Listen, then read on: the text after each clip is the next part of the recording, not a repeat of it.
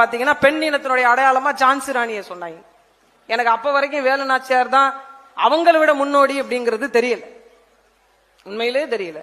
அப்ப நம்ம எவ்வளவு பெரிய வரலாற்று புரிதல் இல்லாத மக்களாக வாழ்ந்ததனால் நம் பெரும்பாட்டி கணவனை இழந்த ஒரு பெண்ணாக இருந்து கையில் குழந்தை வைத்துக் கொண்டு ஆங்கிலேய ஏகாதிபத்தியத்தை எதிர்த்து கையில் வாளோடு வேலேந்தி வாளோடு சண்டையிட்டு கொடுத்த இழந்த நிலத்தை மீட்டுருவாக்கம் செய்து ஒருத்தர் வெற்றி பெற்றார் என்றால் அவர் வரலாற்றை படிக்காது நாம் ஜான்சி ராணியுடைய வரலாற்று நமக்கு திணிக்கப்பட்டது.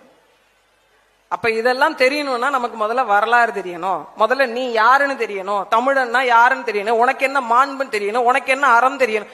நீங்க சிந்திச்சு பாருங்களேன், 1000 ஆண்டுகளுக்கு பிறகும் தமிழன் தன்னுடைய தனித்துவத்தோடு இந்த நிலத்தில் இருக்கிறான் ஒரே காரணம்தான், அவன் நேர்மையானவன், அவன் தூய்மையானவன், அவன் அறம் வாய்ந்தவன், எல்லாவற்றிலும் அவன் மற்றவர்களை வாழ வைத்து வாழ